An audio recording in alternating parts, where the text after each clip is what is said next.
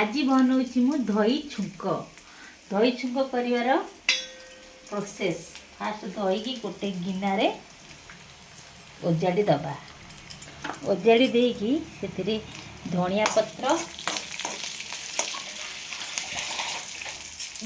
पत्र आउ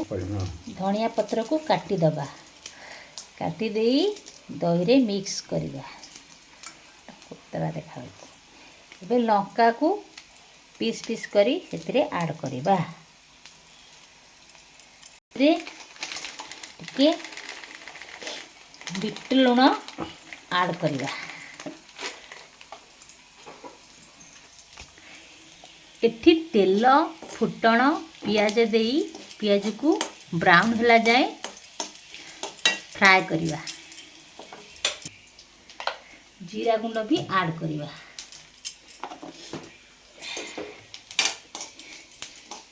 पियाज टी ब्राउन हो आसला परे पियाज को दही सहित मिक्स करिया एबे हो गला हमर दही छुंक एबे दही की